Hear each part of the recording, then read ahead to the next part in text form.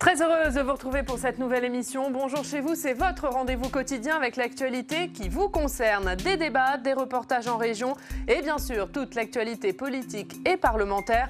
Nous sommes au plus près de vous avec nos partenaires de la presse quotidienne régionale, des télévisions locales et des Indés radios. Nous sommes donc ensemble pendant 1h30 et au menu du jour. Une première partie entièrement consacrée au congrès des régions de France. Édouard Philippe est attendu ce matin à Bordeaux. Nous serons sur place avec Pierre-Henri Gergonne et à notre micro, deux présidents de région, Alain Rousset pour la Nouvelle-Aquitaine et Christelle Morancet qui préside les Pays de la Loire. Et puis sur ce plateau, pour nous éclairer sur les enjeux de ce congrès, Benjamin Morel est présent. Dans une demi-heure, l'invité politique, c'est Olivier Faure, le premier secrétaire du Parti socialiste. Interview en partenariat avec la presse quotidienne régionale, représentée ce matin par Patrice Moyon de Ouest France. Et puis toutes les semaines, nous nous rendons à votre rencontre. Cette semaine, direction le Pays Basque pour parler immigration, puisqu'un débat aura lieu sur ce sujet au Parlement la semaine prochaine. Et enfin, le Club des territoires, notre bande de journalistes qui débattent de l'actu. Nous parlerons entre autres des conséquences de l'incendie de l'usine Lubrizol de Rouen. L'inquiétude reste vive dans la population. Édouard Philippe s'est rendu sur place hier soir. Mais avant cela, voici ce qu'il faut retenir de l'information de ce mardi 1er octobre.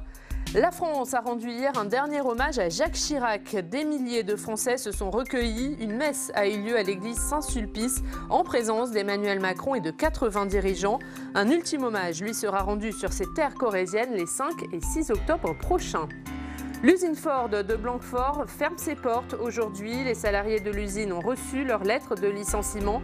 Mais la bataille n'est pas finie, c'est ce que disent les syndicats. Et puis plusieurs changements pour vous à compter de ce 1er octobre. Il y a des bonnes nouvelles. Les tarifs du gaz baissent de 2,4% et les allègements de cotisations patronales sur les bas salaires sont étendus aux cotisations d'assurance chômage.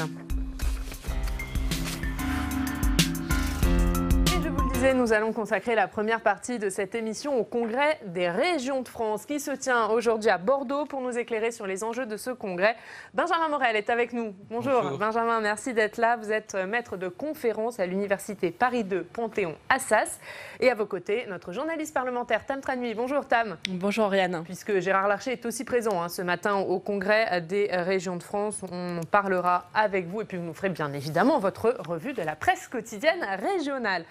Benjamin, avant d'aller à Bordeaux, un mot sur le contexte dans lequel se tient ce congrès des régions de France. C'est un contexte, on le sait, tendu entre l'exécutif et les élus locaux. Alors c'est un contexte tendu, c'est un contexte un peu moins tendu qu'il y a un an tout de même, mais où malgré tout l'opposition entre les grandes associations d'élus, en fait, les régions de France, mais également l'ADF, l'AMF et l'exécutif, est encore assez forte pour des raisons politiques, mais également pour des raisons, on va dire, de logique du logiciel décentralisateur du gouvernement.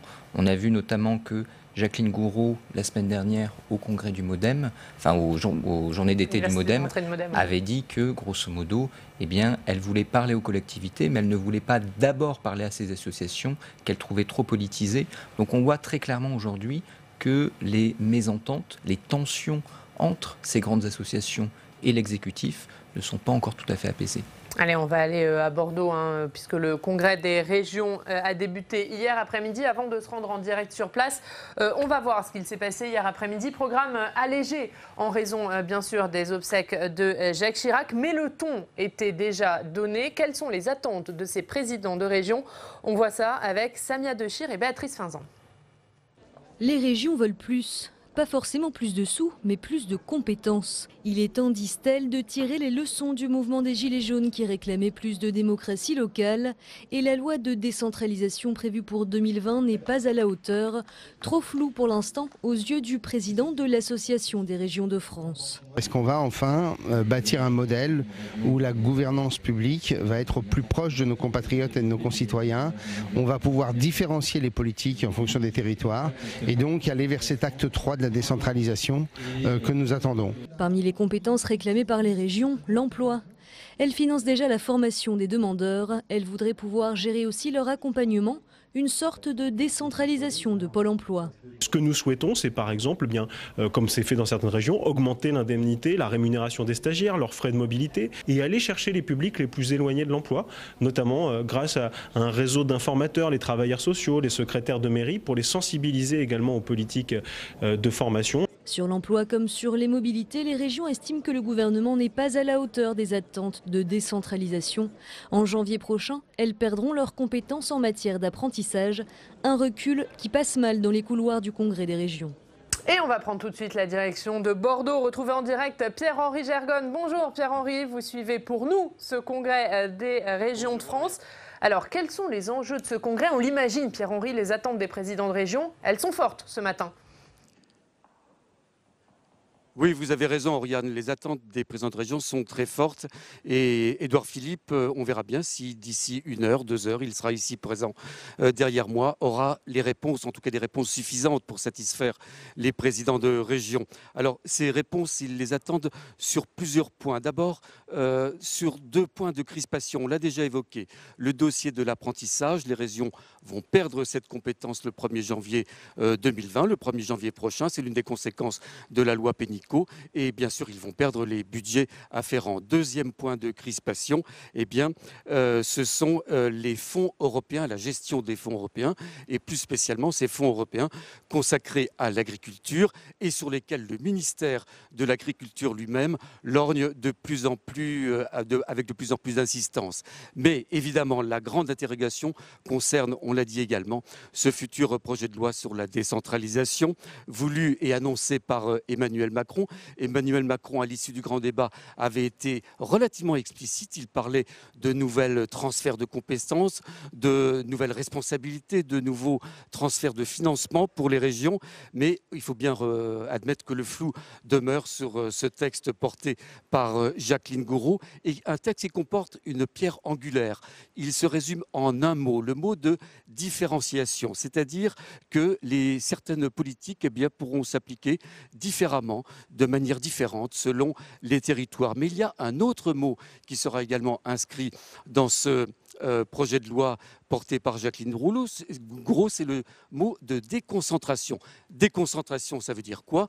Ça veut dire plus de pouvoir au préfet, ça veut dire surtout plus de pouvoir à l'État dans les territoires. Et c'est là qu'on attend le Premier ministre Édouard Philippe tout à l'heure, qui devra faire preuve de beaucoup de souplesse pour faire briller une nouvelle facette de ce « en même temps » d'Emmanuel Macron. Vous disiez, Pierre-Henri, Édouard Philippe est évidemment très attendu ce matin, mais il n'est pas le seul à être présent à Bordeaux. Quel est le programme de la matinée ? Il est chargé, le programme de la matinée. Une série de discours qui auront lieu là, derrière moi, d'ici 8 heures, la date, le jour, l'heure d'ouverture de ce palais des congrès. On écoutera d'abord, j'allais dire, la puissance invitante, c'est-à-dire Alain Rousset, le président de la région Nouvelle-Aquitaine. Ensuite, se succéderont les grands présidents d'associations d'élus. François Barouin pour l'Association des maires de France, Dominique Bussereau, le président des départements.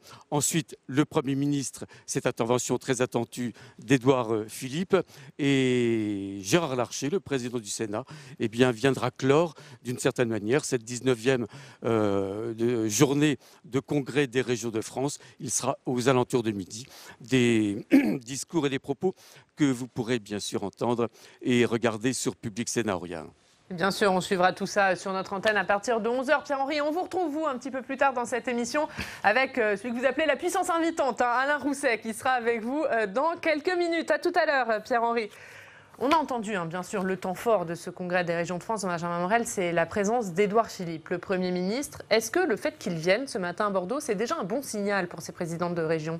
C'est déjà un signe de considération, si vous voulez. On a vu Édouard Philippe, ces dernières semaines, assister à des congrès d'associations d'élus qui avaient moins pignon sur rue, avec cette idée toujours du gouvernement de contourner ces 3 grandes associations pour lier directement un contact avec soit d'autres associations, soit directement les collectivités. Le fait qu'Édouard Philippe soit là, notamment après une dernière intervention au Congrès des régions de France il y a 1 an, qui n'avait pas tout à fait plu, c'est tout de même un signe important. Après, est-ce que c'est le signe réellement que le gouvernement renoue avec les régions et que dans la perspective d'une décentralisation, etc., on pourra avoir un renforcement du pôle régional, c'est pas évident. Il faut se souvenir de l'interview un peu off, mi-off qu'avait donné Emmanuel Macron il y a quelques mois au moment du grand débat, où il disait on va vers plus de décentralisation, mais pas en faveur des régions, parce que justement, il ne faut pas donner trop de pouvoir à ces grandes entités, il faut aller plutôt vers le local. Je veux renforcer le département, je veux renforcer la commune. Il y a très peu de chances, disait-il, que je donne plus de compétences aux régions. Donc malgré tout, est-ce que là, il y a une inflexion par rapport à ce logiciel? Pour l'instant, ce n'est pas évident. Mais si on vous suit bien, en fait, la présence d'Édouard Philippe, elle est importante, mais elle est plus symbolique. Il ne faut pas s'attendre à des annonces, à des actes concrets, c'est ça? Pour l'instant, en tout cas, on est à un stade où des annonces concrètes peuvent éventuellement émerger sur tel ou tel dossier. Vous parliez notamment de la question agricole, de la question de l'apprentissage. Il y a peu d'espoir, mais malgré tout, il pourrait y avoir des avancées. En revanche, sur la décentralisation en tant que telle, le fameux projet de loi 3D, on en est encore au stade des consultations qui commencent avec Jacqueline Gouraud ces semaines-ci. Donc on voit mal d'annonces majeures là-dessus aujourd'hui. Tam, un mot sur... on attend évidemment ce projet de loi de décentralisation pour le premier semestre, mais il y a déjà un projet de loi sur le statut de l'élu qui va être examiné au Sénat dans les prochains jours. Effectivement, un projet de loi qui est examiné demain en commission, le projet de loi engagement et proximité, qui est un copier-coller, grosso modo, des travaux du Sénat autour du statut de l'élu et qui vient déjà tenter de régler un certain nombre de problèmes qui ont été constatés, notamment avec l'application de la loi NOTRe depuis 2015-2016. Il y a le fait d'accorder plus de place aux maires dans la gouvernance des intercommunalités, quelque chose qui est très demandé par les maires, la possibilité de diviser les intercommunalités en deux, et puis toute la question de l'indemnisation des maires, leur donner des pouvoirs de police administrative, tout ça, ce sont des requêtes des élus locaux qui sont très importantes et qui vont être en quelque sorte résolues par ce projet de loi. Et puis vous l'avez dit, effectivement, est-ce qu'on peut avoir des annonces autour d'un projet de loi sur lequel il y a des consultations, le projet de loi 3D? Les 3D, c'est décentralisation, déconcentration et différenciation. Tout cela, on l'attend pour le printemps. Jacqueline Gouraud a déjà fait une tribune en début de semaine qui a été publiée dans l'Opinion, dans laquelle elle dit un discours qui pourrait être vraiment écouté par les sénateurs et qui ressemble au discours des sénateurs, où elle dit que il faut bien sûr s'inspirer des particularités locales pour faire du national. Eh bien oui, Benjamin Morel, Tam parlait à l'instant de cette loi NOTRe. La Cour des comptes s'est penchée sur les conséquences de la loi NOTRe et notamment pour les régions. Cette loi NOTRe, à la base, elle avait pour but de faire des économies avec les régions notamment, puisqu'elle faisait des grandes régions. Au final, la Cour des comptes dit non seulement il n'y a pas eu d'économie, mais en plus ça a coûté plus cher que prévu. Est-ce que finalement c'était une réforme mal pensée? C'était une erreur cette loi NOTRe? C'était probablement une erreur. C'est-à-dire qu'on peut toujours, après coup, argumenter sur le fait qu'en effet les fusions ça coûte cher et qu'il ne peut pas y avoir d'économie à court terme, c'est vrai. Mais dans les faits, on voit très bien aujourd'hui que ces immenses régions posent un certain nombre de problèmes. En effet, des problèmes de surcoût financier et des problèmes également de décrochage des territoires. C'est-à-dire qu'aujourd'hui, on tente de faire revenir le pouvoir sur du local. Évidemment, moi je viens d'Auvergne si vous voulez. Aujourd'hui la capitale régionale est à Lyon. Donc on voit très très bien que Lyon est en fait aussi loin que Paris. Donc on recrée à un niveau local un phénomène de métropolisation, de polarisation sur quelques grandes métropoles d'équilibre, et on tombe en fait dans le travers qui était celui de la décentralisation depuis les années 80, une décentralisation qui a profité aux grands centres urbains, aux grandes métropoles d'équilibre, mais qui ont du coup aspiré le tissu économique des villes moyennes, des zones rurales. Et donc, est-ce que là-dessus, on voit que le gouvernement a des velléités avec ses projets sur la ruralité, avec peut-être la loi 3D qui pose d'autres problèmes, notamment sur la différenciation, mais qui malgré tout pourrait permettre justement d'apporter un peu plus de pouvoir au niveau local, au niveau départemental. Très clairement, on voit que dans le contexte de ces grandes régions, dans ce contexte du Congrès Régions de France, les régions n'ont pas aujourd'hui tout à fait le vent en poupe au regard des grandes logiques qui sont celles portées par les Gilets jaunes et portées par le gouvernement. On va continuer à parler de ce congrès avec vous, Benjamin Morel, mais on va retourner à Bordeaux. Nous sommes en direct avec Christelle Morancet. Bonjour Madame Morancet, merci d'être avec nous. Vous êtes la présidente des Pays de la Loire. Édouard Philippe est donc présent ce matin à votre congrès. Est-ce que pour vous c'est un bon signal ? Écoutez, il était présent l'année dernière lors de ce congrès, il est présent aujourd'hui à nouveau. C'est un signal, en effet, un bon signal. Maintenant, ce que nous attendons, c'est son discours, savoir ce qu'il va nous annoncer aujourd'hui lors de ce congrès. Alors après, bien évidemment, en dehors des paroles, c'est aussi les actes et quel message il veut envoyer aux collectivités dans son ensemble. Qu'est-ce que vous attendez de ce discours d'Édouard Philippe, justement ? Écoutez, très clairement aujourd'hui, c'est de la confiance envers les collectivités, de la confiance également notamment envers les régions. Aujourd'hui, nous n'attendons pas des décisions trop verticales, mais bien évidemment de la confiance et qu'on puisse agir très concrètement sur nos territoires. Confiance, ça veut dire plus de décentralisation. Vous lui dites, il faut nous laisser faire ? Oui, tout à fait. Vous savez, depuis 1980 jusqu'à la loi NOTRe, il y a eu de nombreuses lois, de nombreuses réformes. Aujourd'hui, nos concitoyens, ce qu'ils attendent aussi, c'est de la stabilité. Alors aujourd'hui, de nous laisser faire, bien évidemment. Plus on est en proximité, plus on peut agir concrètement sur le territoire. C'est important. Je pense que c'est aussi ce que nos concitoyens attendent. Et puis, très clairement aujourd'hui, je pense qu'il faut aussi de la stabilité, de la lisibilité dans l'action des uns et des autres. De la stabilité, ça veut dire que pour vous, il ne faut pas revenir sur cette loi NOTRe, même si celle-ci a été critiquée et par certains présidents de région et par la Cour des comptes qui dit qu'il n'y a pas eu d'économie. Pour vous, il ne faut pas y toucher ? Écoutez, en termes d'économie, je pense qu'il faut avoir une lisibilité. Alors après, quand on parle d'augmentation, moi j'ai la chance d'être dans une région qui n'a pas bougé, qui est restée sur son périmètre avec 5 départements. Et j'en suis ravie parce que je suis une présidente de région très présente sur le territoire. Et c'est important quand on a 5 départements de pouvoir se déplacer. En revanche, quand je dis de ne pas modifier, alors il y a quelques mois, on nous supprimait une compétence. Aujourd'hui, on nous dit qu'il y a une autre décentralisation, on pourrait donner d'autres compétences. Je pense qu'il faut aussi de la stabilité dans l'action des différentes collectivités, notamment des régions. Alors après, sur les régions, nous avons la compétence économique. C'est une compétence importante. Peut-être aujourd'hui d'ouvrir un peu plus, peut-être de régionaliser notamment les pôles emploi. Je pense qu'il y a des actions à mettre en place pour que ça soit beaucoup plus lisible, notamment pour les chefs d'entreprise. Aujourd'hui, pour un chef d'entreprise, quand on échange avec lui, il ne sait pas qui fait quoi. Donc je pense que c'est important de donner plus de lisibilité à l'ensemble des acteurs. Voilà, ça c'est une de vos demandes concrètes. Il y a un point de crispation, c'est la réforme de l'apprentissage. Vous allez perdre les compétences au 1er janvier 2020. Là, qu'est-ce que vous attendez du Premier ministre? Qu'est-ce qu'il doit faire pour vous? Typiquement, qui nous donne de la clarté, moi je suis en échange régulièrement avec l'ensemble des CFA, des centres de formation par apprentissage.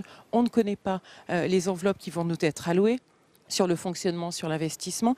Il y a des vraies attentes sur les territoires. Moi, je suis inquiète. Depuis le début, j'ai toujours dit que cette réforme n'était pas une bonne réforme. Là, pour le coup, on s'éloigne totalement des territoires. Je pense qu'il va y avoir un déséquilibre, notamment par rapport aux territoires ruraux ou les territoires urbains. Avoir un regard porté par les branches, et les branches, sachant qu'elles sont organisées au niveau national, pour moi, c'est une mauvaise réforme. Vous voyez, typiquement, là, on est dans un cas très concret où cette réforme n'est pas justement avoir cette proximité en fonction des attentes. Si je parle de la région des Pays de la Loire, sur 4 ans, on a mis en place un plan de relance de l'apprentissage, on a augmenté de 24% le nombre d'apprentis dans la région des Pays de la Loire. Et ça, c'est pas grâce à la réforme qui est passée, c'est grâce à l'ensemble des acteurs qui ont porté ce plan de relance en région Pays de la Loire. Sur 4 ans, nous avons ouvert 303 nouvelles formations par apprentissage et qui partent toutes du besoin des entreprises. Aujourd'hui, quand on connaît les difficultés pour les entreprises de recruter, pour ça, il faut travailler bassin d'emploi par bassin d'emploi. Alors cette réforme, concrètement, c'est une réforme qui s'éloigne des territoires. Sur un plan peut-être un petit peu plus politique, Dominique Bussereau et François Baroin seront présents ce matin aux côtés d'Hervé Morin. Territoire Uni, c'est l'association montée il y a 1 an qui regroupe ces 3 présidents d'associations.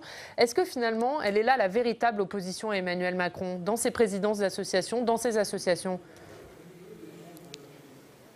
Mais oui, depuis l'appel de Marseille l'année dernière, il y a une réelle, je dirais, synergie entre régions, départements et communes.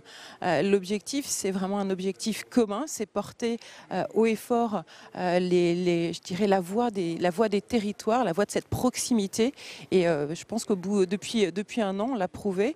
Justement, ces 3 associations sont main dans la main pour porter les revendications ou les besoins ou les attentes de nos territoires. Un mot pour finir sur votre parti, les Républicains. Gérard Larcher sera présent également ce matin aux côtés des élus locaux. Il est présent à tous les congrès d'associations d'ailleurs. Il sillonne la France depuis plusieurs semaines pour reconstruire la droite et le centre. Est-ce que pour vous, la reconstruction des Républicains, elle passe par les territoires ? Oui, moi, dès le départ, j'ai souscrit à l'appel de Gérard Larcher après les européennes. Alors, de cette convention, il est venu d'ailleurs en région Pays de la Loire il y a quelques semaines. Je pense que c'est important de porter des politiques qui partent de nos territoires. Ça, c'est essentiel. C'est important d'aller à la rencontre aussi de nos concitoyens. Moi, c'est ce que je fais au quotidien dans ma région et c'est ce que mon parti et les Républicains doivent faire, sillonner l'ensemble de nos territoires, l'ensemble de la France. Est-ce que les Républicains sont encore audibles dans ces territoires ? Oui, bien sûr.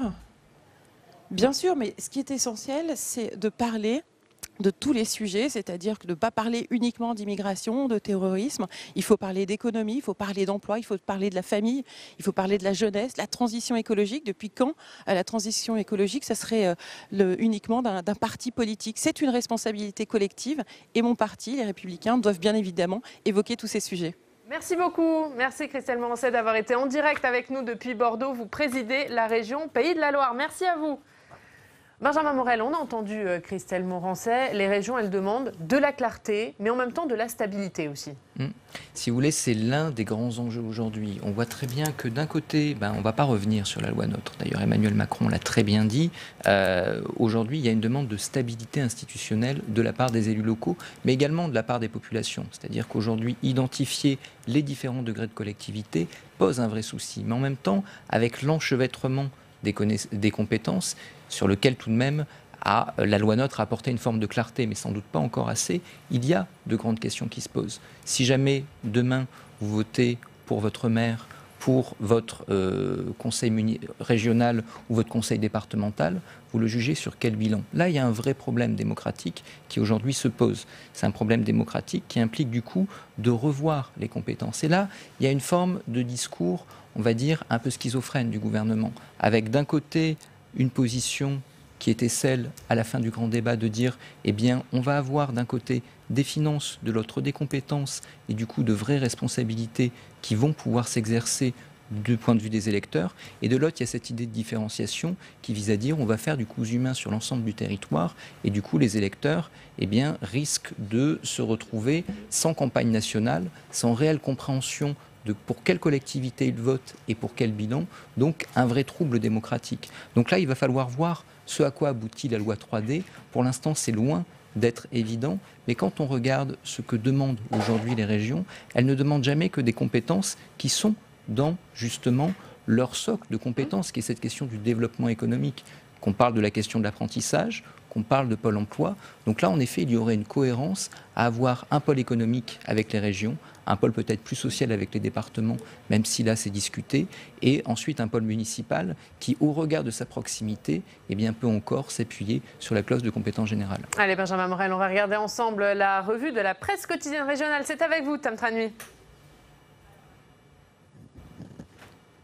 Allez-y, le jingle a du mal à partir. Voilà. Allez-y, Tam. Allez, on va le faire sans jingle. On va commencer par Midi Libre, Tam, qui consacre bien sûr sa une aux obsèques de Jacques Chirac. Et oui, cet événement, bien sûr, qui a balayé tous les autres depuis jeudi dernier. Les obsèques de Jacques Chirac avec cette une de Midi Libre où l'on voit ce cercueil drapé du drapeau tricolore bleu, blanc, rouge dans la nef de Saint-Sulpice qui est donc ainsi porté au milieu de cette assemblée. Sombre assemblée où l'on peut reconnaître d'ailleurs un certain nombre de parlementaires et où il y a eu avant tout beaucoup de personnalités internationales. On se rappelle encore toute l'émotion planétaire qu'il y a eu hier. Ce sont les mots d'ailleurs de Midi Libre, hommage planétaire pour Jacques Chirac, allant de Vladimir Poutine à Clinton, en passant par Saad Hariri, le fils de Rafik Hariri, qui était d'ailleurs très ému hier dans l'église Saint-Sulpice. Oui, on a vu ces images. On passe présent à la Voix du Nord, Tam.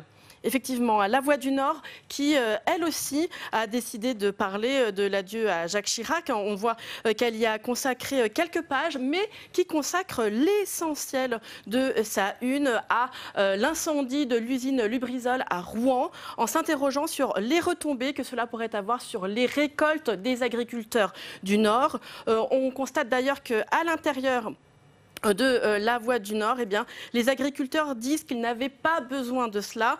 Lisez ce chapeau, hein. Ils attendent les analyses, ce sera sans doute jeudi. En attendant, l'inquiétude s'installe dans les exploitations alors que les récoltes de betteraves et de pommes de terre battent leur plein. Rappelons qu'hier, eh bien, Édouard Philippe était à Rouen, hein, pour constater les dégâts et que Didier Guillaume, le ministre de l'Agriculture, a promis des indemnisations très rapides, eh bien, pour toutes les exploitations qui ont été endommagées par les retombées de suie. Et on termine avec les dernières nouvelles d'Alsace. Oui, les dernières nouvelles d'Alsace qui consacrent leur une au nouveau visage des buralistes. Ces buralistes, eh bien, il faut qu'ils se diversifient ou bien qu'ils meurent, hein. Il va falloir choisir entre les deux, se transformer ou disparaître, expliquent les dernières nouvelles d'Alsace. Aujourd'hui, eh bien déjà, le nouveau buraliste devient avec la dématérialisation un auxiliaire de l'administration, un guichet de banque ou SNCF pour des missions de service public. Il faut savoir que les débits de tabac, eh bien, ils ont été divisés par 2 en 20 ans en Alsace et que donc, eh bien, aujourd'hui, fumer tue, y compris les buralistes.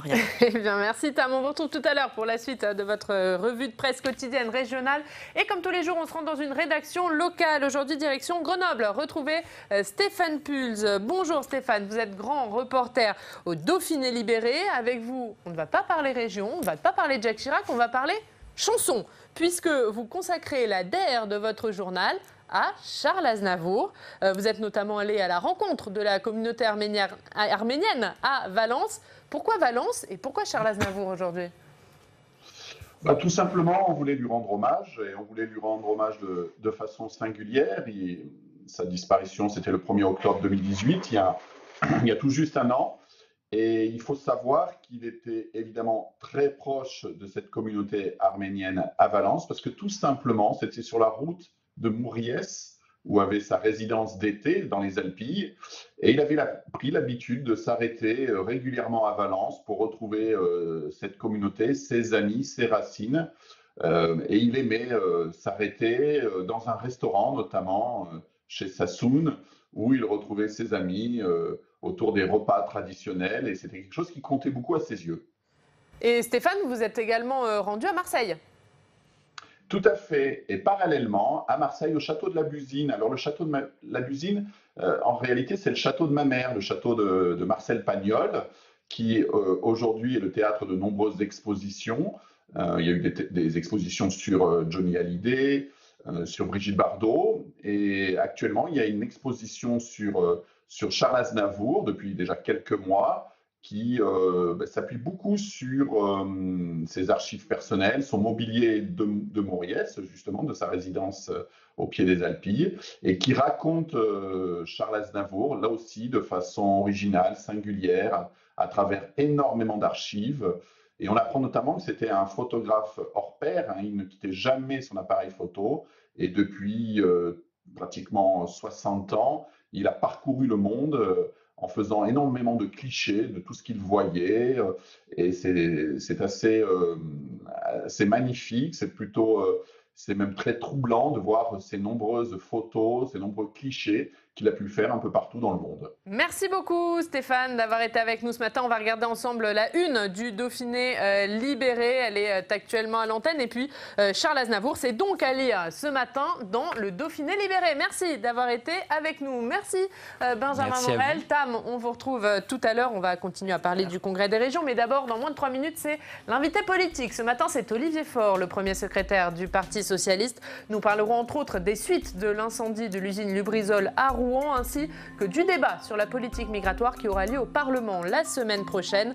Mais d'abord, hier, vous le savez, journée d'hommage à Jacques Chirac, et sur le plateau de Public Sénat, dans l'émission Allons plus loin, 2 sénateurs, Roger Carucci et Philippe Dallier, et Christine Albanel, l'ancienne plume de Jacques Chirac. Ils se sont souvenus de l'ancien président, un homme politique qui, selon eux, était le symbole d'une époque. On regarde.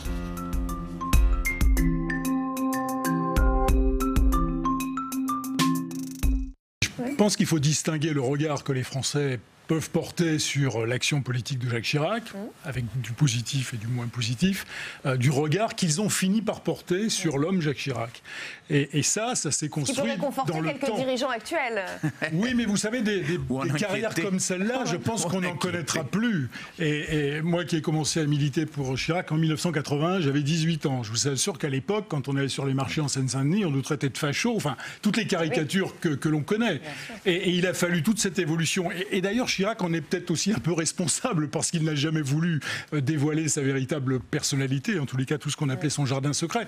Et je pense qu'aujourd'hui, le regard que portent les Français sur l'homme Jacques Chirac est radicalement différent. Qu'est-ce qu'on vous dit aujourd'hui? De ce qu'il a. Qu'est-ce qu'on vous a dit ces derniers jours? Ce qu'on nous a dit, c'est ce que vous avez vu à la télévision, ces files d'attente, effectivement, c'est le métro à 18h, comme disait Malraux du RPF.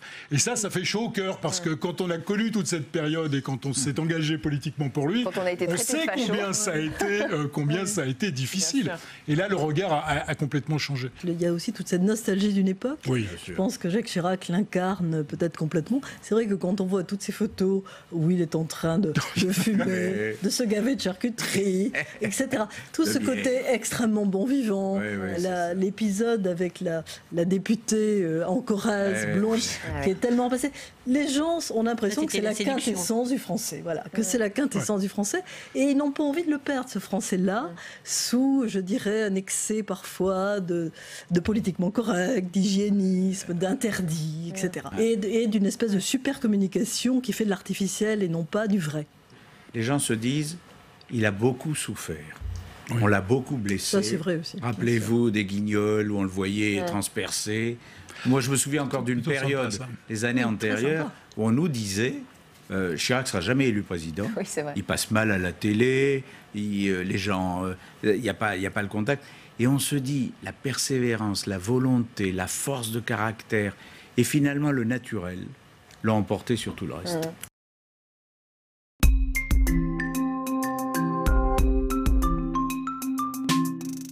Notre invité politique ce matin, c'est Olivier Faure. Bonjour. Bonjour. Vous êtes le premier secrétaire du Parti Socialiste. Merci d'être avec nous ce matin. Vous êtes avec nous pendant 20 minutes pour une interview en partenariat avec la presse quotidienne régionale, représentée ce matin par Patrice Moyon. Bonjour Patrice. Bonjour Oriane. Journaliste à Ouest France. On va commencer bien sûr, Olivier Faure, par parler de Jacques Chirac. Journée d'hommage nationale hier. Vous l'avez vu, de nombreux Français ont fait le déplacement pour se recueillir devant le cercueil de Jacques Chirac. De nombreux hommages aussi en province. Qu'est-ce que ça dit de son lien avec les Français? Est-ce que ça vous a surpris que 12 ans après qu'il a quitté la vie politique, il y ait encore autant de Français qui se recueillent devant le cercueil de Jacques Chirac? Écoutez, l'émotion était légitime. J'étais hier à Saint-Sulpice et il y avait effectivement une atmosphère de solennité, de recueillement, parce que l'on l'ait combattu ou qu'on l'ait soutenu, en fait, chacun reconnaissait, respectait le président Chirac. Et il était un républicain. J'ai en tête, y compris sa volonté d'aller contre son propre camp, d'être celui qui maintenait un barrage étanche avec l'extrême droite. Et donc il a marqué son époque, il a marqué les Français que nous sommes. Et il n'est pas illégitime que quand un homme de sa dimension disparaisse, eh bien ce soit toute la nation qui vienne lui rendre hommage. La France, c'est aussi ça, c'est des combats, c'est des différences, c'est un jeu démocratique légitime, mais au moment où le deuil s'impose, il s'impose à tous. Voilà. Hier, dans son homélie, Monseigneur Aupetit a souligné deux aspects, la fracture sociale et l'urgence écologique. Vous, que retenez-vous de Jacques Chirac ? J'aurais aimé retenir ces deux points-là, même si, malheureusement, il n'a pas été fait assez, et on pourrait encore en reparler aujourd'hui. Mais ce que je retiens de Jacques Chirac, c'est bien sûr la guerre en Irak, le courage de s'opposer à un allié, un grand allié américain, et puis la rafle du Veldiv, en fait, la reconnaissance de notre culpabilité et donc notre responsabilité. Et donc cette idée qu'on regarde l'histoire en face et qu'on n'est pas à chercher à maintenir une forme de déni. Et puis bien sûr ce grand discours à Johannesburg avec la maison qui brûle et nous regardons ailleurs, même si dans ce domaine, malheureusement, en fait, les discours se sont succédés et on en est encore à l'heure où on attend l'action. Mais sur la fracture sociale, comme sur l'écologie, vous me direz, est-ce que vous diriez qu'il a été visionnaire, mais que finalement il n'a rien fait derrière ? Je dirais qu'il a effectivement senti les choses. On peut reconnaître à Jacques Chirac le fait il comprenait ce pays qu'il avait arpenté, qu'il connaissait dans ses moindres recoins. Et donc, il avait cette compréhension. Et donc, dans ses campagnes électorales, il a su trouver, en fait, les sujets qui pouvaient marquer et qui pouvaient permettre d'accéder au pouvoir. Maintenant, c'est vrai que sur la fracture sociale, par exemple, on ne peut pas dire que l'action qui a suivi a permis de la résorber. Et d'ailleurs, encore aujourd'hui, on le voit bien, la question est devant nous. Donc, cette intuition-là mérite d'être creusée. Aujourd'hui encore, rien n'est fait pour résorber cette fracture sociale ? C'est exactement ce que je vous dis. Je vous dis que c'est même qu'aujourd'hui, les inégalités se creusent. Clairement qu'Emmanuel Macron ne fait rien non plus pour la résorber ? Je constate aujourd'hui que rien n'est effectivement de nature à résorber cette fracture qui s'élargit sur le plan numérique, sur le plan écologique. Et donc, il est nécessaire maintenant d'agir. Et donc, plutôt que simplement saluer et rendre hommage, il faut aller jusqu'au bout de la logique et donc considérer que sur la fracture sociale, tout n'a pas été fait, loin s'en faut, et c'est maintenant qu'il faut agir. Allez, on va parler de l'autre actualité, bien sûr. Ce sont les suites de l'incendie de l'usine Lubrizol à Rouen. L'inquiétude de la population reste vive sur place, malgré les déclarations rassurantes des autorités. Hier, Édouard Philippe s'est rendu sur place pour tenter de rassurer la population. Est-ce que pour vous, cette inquiétude est justifiée ? Mais elle est parfaitement justifiée. Vous imaginez, vous avez un nuage de plusieurs kilomètres au-dessus de votre tête, il pleut de la suie. Vous avez vos enfants qui vont jouer dans le parc et qui se retrouvent sur un toboggan qui est noir. Vous allez chercher dans votre potager des légumes qui sont noirs. Vous allez chercher de l'eau dans le cours d'eau, elle est noire. Évidemment qu'il y a un sujet... Donc, quand Édouard Philippe dit que tout ça n'est pas nocif, mais vous n'y croyez pas ? Non, mais je ne sais pas. Moi, je ne suis pas encore expert de ces questions-là et donc j'attends les analyses. Mais vous ne pouvez pas dire dans la même phrase, écoutez, c'est gênant. Il y a des gens qui vomissent, des enfants qui vomissent, des pompiers qui vomissent. C'est gênant. Et ensuite dire, mais c'est pas toxique. Mais c'est pas toxique et on vous dit dans la même phrase, mais regardez, les résultats des analyses vont venir plus tard. Alors si on ne sait pas encore, dans ces cas-là, on dit on ne sait pas encore. Mais on ne cherche pas à rassurer de manière un peu anticipée, en donnant le sentiment que ce n'est pas la vérité qui sera annoncée, mais simplement ce qui permet d'apaiser les esprits. Parce que ça crée de l'inquiétude. Et quand je vois hier ce qui s'est passé devant le Conseil métropolitain, je me dis qu'il y a un problème de gestion de cette crise. Et donc, voilà, il faut... de la part du gouvernement, le gouvernement a mal géré cette crise pour vous ? Pour l'instant, vous avez un ministre qui vous dit toxicité aiguë. Le lendemain, on vous dit... Pas de problème, circuler, il n'y a rien à voir. Et puis on vous dit, mais attendez, les analyses vont venir plus tard. Donc je pense qu'il y a là effectivement un problème de gestion. Il faut des autorités indépendantes qui permettent de rassurer la population et on ne communique que sur ce qu'on sait. Et quand on ne sait pas, on dit que pour l'instant, on applique un principe qui est le principe de précaution. Alors vous demandez la constitution d'une commission d'enquête parlementaire. Qu'est-ce que vous en attendez ? Eh bien, c'est simple. Ça fait 17 ans, il y a eu en fait une catastrophe industrielle qui était celle d'AZF, à l'issue de laquelle il y avait eu une commission d'enquête qui avait préconisé un certain nombre de choses. Et moi, ce que je voudrais savoir aujourd'hui, c'est si on a tenu compte... Alors, il y a eu une loi en 2003 qui a permis en fait de valider un certain nombre des intuitions qui étaient celles de cette commission d'enquête, mais j'aimerais savoir quelle est l'application aujourd'hui. Je sais qu'il y a... un an, en fait, la loi est revenue en arrière sur un certain nombre d'autorisations qui devaient être accordées à ces sites Seveso.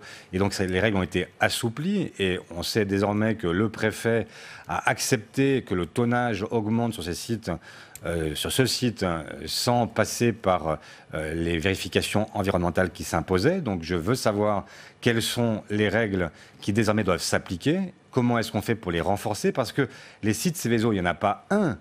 Il y en a une centaine en France, et donc cette question-là, elle n'est pas locale, elle est nationale.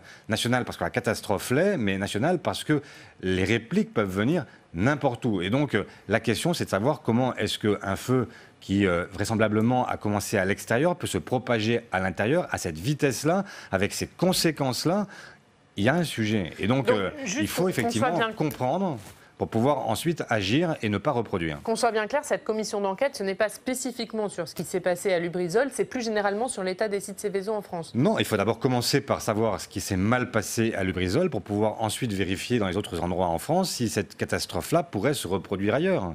Donc c'est d'abord sur la gestion, la manière dont a été gérée cette catastrophe à Lubrizol que vous demandez une commission d'enquête. Oui, et puis il faut aussi comprendre, alors ça j'espère que ce sera déjà donné par le gouvernement, il s'y est engagé, donc je n'ai aucune raison de ne pas le croire, mais savoir quels sont les produits toxiques qui se sont enflammés, et ensuite avoir un suivi médical dans le temps. Là, ce n'est pas la question d'enquête, c'est ce que le gouvernement doit mettre en place. Un suivi médical pour les gens qui sont intervenus sur le site. Donc, est-ce qu'il y a des conséquences pour leur santé, pour les riverains? Est-ce qu'il y a des conséquences sur leur santé? Et non pas simplement dans une semaine, mais dans un mois, dans un an, dans 2 ans. Avoir un suivi qui soit un suivi réel et qui permette de comprendre ce qu'il s'est passé réellement à Lubrizol et quelles sont les conséquences pour l'environnement, pour la santé humaine. Alors, il y a une question évidemment de santé publique, il y a une question aussi économique, puisque les productions des agriculteurs ont dû être consignées, les légumes, le lait. Cette usine Lubrizol, elle fait partie d'un groupe qui appartient à Warren Buffett. Est-ce que Warren Buffett, qui est l'un des hommes les plus riches du monde, doit s'engager, lui, personnellement, avec sa société, pour indemniser les victimes au nom du principe pollueur-payeur? Oui, Warren Buffett, vous le savez, c'est la 3e fortune mondiale. Donc ce n'est pas vraiment quelqu'un qui est nécessiteux. Et donc il a effectivement les moyens de venir mettre en application ce qu'il explique. Il dit qu'il est un philanthrope et qu'il aime en fait le monde. Et même, il y a eu cette phrase il y a quelques années où il expliquait que la lutte des classes ne s'était pas achevée, et c'est même sa classe à lui qui l'avait emportée. Et il le disait en ayant donnant le sentiment qu'il le regrettait. Et bien là, il a l'occasion de faire la démonstration qu'il est effectivement un philanthrope, qu'il anticipe sur des décisions de justice qui viendront peut-être, mais vous savez que pour AZF, 17 ans après, il n'y a toujours pas de décision de justice. Ou plus exactement, il y a eu plusieurs décisions, mais à chaque fois, par les jeux de la procédure, ça n'est pas achevé. Et donc, 17 ans après, est-ce que les Normands ont 20 ans à attendre avant de se voir réparer? La réponse, c'est non. Et donc, il faut effectivement interpeller Warren Buffett, lui dire qu'est-ce qu'il fait pour cette région qui maintenant souffre, vous l'avez dit, pour les agriculteurs, mais on peut étendre la question à beaucoup d'autres, parce que les agriculteurs, les éleveurs, bien sûr, le coût du nettoyage de ces sites pollués, et puis le coût aussi pour le tourisme, parce que vous allez avoir une région qui va forcément être moins attractive. C'est plus difficile de se dire qu'on va se rendre dans un département où on a le sentiment qu'on va rencontrer une galette de fioul à chaque pas que l'on fera. Même le gouvernement doit faire pression sur Warren Buffett? Je pense que le gouvernement doit être de ceux qui font effectivement appel à Warren Buffett pour qu'il anticipe une décision de justice et qu'il se rende à l'évidence. En fait, quand on gagne beaucoup d'argent grâce à des sites qui sont des sites dangereux, quand ces sites dangereux sont une menace pour notre environnement et pour la santé publique, eh bien, on doit effectivement être responsable et venir payer. Édouard Philippe s'est rendu sur place hier soir, on le disait. Est-ce que vous allez en faire de même? Est-ce que vous allez vous rendre à Rouen? Oui, je serai tout à l'heure à Rouen. J'irai avec la population qui manifeste pour exiger la transparence, la vérité et la réparation. Vous serez donc là-bas pour manifester, d'accord. Et j'irai avant au Petit-Quevilly où je vais rencontrer la rencontre des habitants, à la rencontre des élus également. Des élus qui aujourd'hui, effectivement, ont le sentiment d'avoir été un peu laissés seuls. En fait, vous vous rendez compte qu'il leur a fallu 12 heures pour qu'on commence à communiquer en leur direction et que depuis, eh bien, les informations viennent au compte-gouttes et qu'ils n'ont pas le sentiment d'être vraiment associés à cette catastrophe industrielle.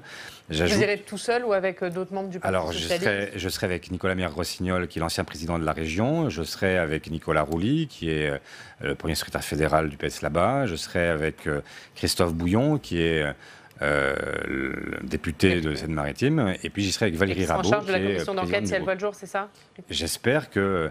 Et j'irai parce que il y a besoin aujourd'hui de venir aussi en soutien de ceux qui se battent, et qui se battent aussi sur des questions très concrètes.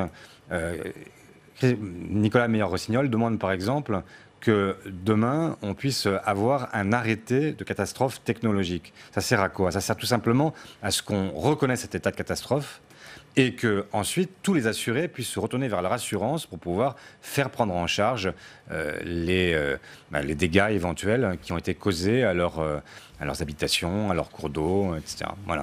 Allez, on va passer à un autre sujet, Olivier Faure. Un mot d'abord sur le budget. Le gouvernement l'a présenté, le budget 2020, vendredi dernier. 5 milliards de baisse d'impôts sur le revenu pour les ménages. C'est un budget qui va dans le bon sens pour vous? Il ne vous a pas échappé que ce président est certainement l'un des plus grands maîtres des tours de passe-passe. Et donc, vous dites 5 milliards de baisse d'impôts. Et moi, je vous dis, regardez ce qui se passe du côté de la Sécu. Regardez bien, parce que, en fait, il y a là un problème qui coûte 5 milliards à la Sécu. C'est-à-dire que, en fait, les mesures qui sont prises à l'occasion des Gilets jaunes, elles sont financées sur le budget de la Sécu. Jusque-là, vous vous dites, bah, pourquoi pas. Mais habituellement, l'État compense à la Sécu pour que le déficit ne se creuse pas. Là, l'État dit cette année, non, on ne compense pas. C'est la Sécu qui prend. Et donc, ce qu'on vous donne d'une main, on vous le reprend de l'autre. Si je continue sur les 5 milliards, rappelez-vous ce qui s'est passé la première année. On a décidé, le gouvernement a décidé que 5 milliards, ce sera le montant du cadeau aux plus riches chaque année. Et donc, tout ça est assez clair. En fait, vous avez 5 milliards de baisse d'impôts, mais qui sont en réalité 5 milliards qu'on vous reprend sur la Sécu. Et pendant ce temps-là, on fait 5 milliards de cadeaux aux plus riches. Alors vous... je pense qu'il y avait une alternative. Une alternative, elle était simple. C'était de pouvoir aller chercher, comme disait quelqu'un autrefois, l'argent là où il se trouve et faire en sorte que ce ne soit pas les Français qui se payent eux-mêmes leur propre baisse, mais que ce soit les Français les plus riches qui, effectivement, viennent, par solidarité avec l'ensemble de la nation, se mettre... à accepter une fiscalité juste. Alors, faire payer les plus riches, vous voulez présenter un contre-budget. Quelles sont les grandes lignes que vous souhaiteriez défendre ? Je viens de le dire, la justice. La justice d'abord, parce que comprenez que les Français qui ont manifesté, qui ont soutenu à travers les sondages les Gilets jaunes, qu'est-ce qu'ils demandaient prioritairement ? Ils demandaient de la justice. Ils demandaient simplement qu'on arrête de leur dire, vous qui êtes en train de peiner avec vos fins de mois, c'est pas vous qu'on va étrangler, mais on va chercher à y prendre de l'argent auprès de ceux qui, à l'évidence, ne sont pas à quelques milliers d'euros près. Et donc, qui peuvent faire cet effort contributif. On a parlé tout à l'heure de la nation avec l'hommage à Jacques Chirac, mais c'est quoi une nation sinon des gens qui sont solidaires les uns des autres, des gens qui considèrent que leur destin est un destin commun avec leurs congénères. Si on considère désormais que chacun dans son couloir, que chacun vit sa vie et que la solidarité n'existe plus, mais alors nous ne sommes plus une nation, nous sommes en fait une addition de revendications et c'est pas ça la France. Vous parliez des plus riches, vous avez critiqué l'impôt sur la fortune immobilière au moment où le gouvernement l'a mis en place. Finalement, on se rend compte qu'il rapporte plus que prévu. Est-ce que vous vous dites finalement que ce n'était pas une si mauvaise chose que ça ? Mais vous vous rappelez aussi que l'impôt sur la fortune immobilière, c'est jamais que le bout d'ISF qui demeure. Donc ce serait de toute façon, le rendement aurait augmenté. Ça veut dire que vous avez des gens qui sont désormais plus riches qu'hier. Et observez le fait qu'aujourd'hui, les inégalités dans le monde se creusent de manière incroyable. Il y a un fossé qui sépare désormais les gens qui sont dans la dèche et ceux qui, au contraire, sont les ravis de la crèche. Donc on a en fait un sujet. Et donc il faut absolument... il faut agir, on ne peut pas être tout le temps en train de se dire c'est pas grave, il y a les premiers de cordée, parce que les premiers de cordée, ils ne tirent personne quand on ne les y amène pas par la solidarité, notamment fiscale. Dans ce contexte, est-ce que le gouvernement a eu raison de renoncer à son objectif de réduction des effectifs dans la fonction publique ? D'abord, il n'y a pas complètement renoncé. C'est malheureusement un certain nombre de secteurs où ça va continuer. Il y a quasiment renoncé. Dans le budget 2020, c'est 47 suppressions de postes dans la fonction publique d'État. C'est pas énorme, reconnaissez-le. Bien sûr, mais sur le quinquennat, il faut voir ce que ça donne. Et surtout, je vois que dans un domaine qui est censé être le domaine de prédilection, la priorité nouvelle du gouvernement, etc., l'environnement, on va supprimer 1000 postes. Il y a quelque chose qui n'est pas totalement cohérent. Et effectivement, on fait plus pour la police, on fait plus pour la justice, on fait plus pour l'armée. Mais il y a un moment où il y a des équilibres à trouver aussi pour que nos services publics ne soient pas aujourd'hui aussi défaillants. J'étais la semaine dernière à Lariboisière avec Hugo Yon, le président du collectif Interurgence. Est-ce que vous croyez qu'il n'y a pas un problème dans les hôpitaux en France et aux urgences notamment ? Est-ce que vous croyez que c'est normal de laisser s'installer la Cour des miracles au cœur de Paris ? Je ne le crois pas. Je crois qu'il y a un vrai sujet. Allez à Lariboisière, vous allez voir ce que c'est qu'une soirée à Lariboisière. Ces médecins qui vous disent « Mais vous vous rendez compte, monsieur le député, en fait, j'ai 1 minute 30 au mieux pour diagnostiquer un patient.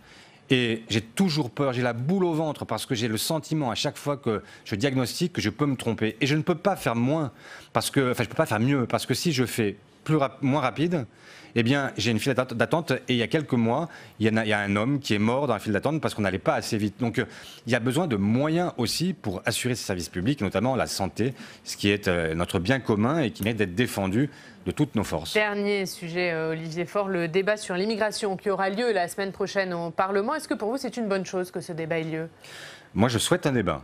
Ça fait longtemps que je souhaite qu'il y ait un débat qui permette de dire les choses sur un sujet qui n'est pas un sujet, contrairement à ce qu'on le dit souvent, qui n'est pas un sujet tabou. On en parle tout le temps en réalité. Mais je veux un débat... Est-ce qu'on en parle trop ?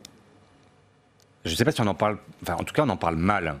Et moi, je veux qu'on en parle bien. Bien, ça veut dire qu'on arrête de dire n'importe quoi. Ça veut dire qu'on arrête de véhiculer des fausses nouvelles et quand même que le patron de La République En Marche soit venu sur un plateau de télévision expliquer qu'il y avait des gens qui venaient faire du tourisme médical, que des femmes venaient se faire de la chirurgie esthétique aux frais du contribuable, c'est scandaleux. Depuis, c'est excusé. Mais heureusement qu'il s'est excusé, parce que quand même, enfin, vous vous rendez compte, c'est comme si moi je venais vous dire ce matin sur le plateau qu'il y avait, en fait, je sais pas, que l'aide médicale d'État servait à faire venir des gens du bout du monde qui venaient se faire... je sais pas, refaire les cheveux. Enfin, c'est grave quand même de dire ça. C'est quand même, Mais qu'est-ce qu'il cherche ? Qu'est-ce que vous nous dites ? Que dans la majorité, il cherche à attiser les peurs ? C'est quoi le... Mais ça veut dire qu'aujourd'hui, il y a effectivement une ambiguïté dans le discours de La République En Marche. Ils se sont présentés comme un rempart contre l'extrême droite, mais ils ne peuvent pas eux-mêmes suggérer à l'opinion publique qu'il y a des problèmes qui n'existent pas. Parce que si on veut parler d'immigration, parlons-en correctement. Regardons d'abord ce qu'elle représente. Quel est le solde migratoire dans notre pays ? Le solde, c'est l'écart entre ceux qui rentrent et ceux qui partent. Eh bien, figurez-vous que selon les statistiques, si on prend Eurostat, le solde migratoire est négatif. Si on prend l'INSEE, il est positif de 60 000 personnes par an. Si vous le comparez au nombre de naissances, qui sont les naissances de l'année, c'est 800 000. Ça fait 7%. On est très loin du grand remplacement que Mme Marion Maréchal Le Pen a annoncé ce week-end avec Éric Zemmour. C'est ça le combat qu'il faut mener. C'est un combat frontal contre ceux qui aujourd'hui véhiculent la haine, véhiculent la peur, etc. Parce que le débat sur l'immigration, il faut l'avoir. Mais il faut l'avoir pour se rendre compte qu'il n'est pas achevé. Et qu'il va falloir se poser des questions, y compris comment on va faire si on n'arrête pas le réchauffement climatique. Parce que le monde, depuis qu'il existe, depuis l'Homo sapiens, eh bien, quand il fait trop chaud, quand il fait trop froid, les gens ils se déplacent. Quand il y a la guerre, les gens ils se déplacent. Quand il y a en fait une pénurie, une famine, les gens ils se déplacent. Et donc, si vous voulez qu'ils ne se déplacent pas, la question c'est de faire en sorte que les conditions de leur déplacement n'existent pas. Et donc, est-ce que c'est pas l'Europe travailler ardemment là aussi. Est-ce que c'est pas à l'Europe de s'emparer de cette question ? Ah bah bien sûr, à l'Europe, à la France, à l'Europe. Moi, je souhaite depuis longtemps que le règlement dit de Dublin, on en finisse.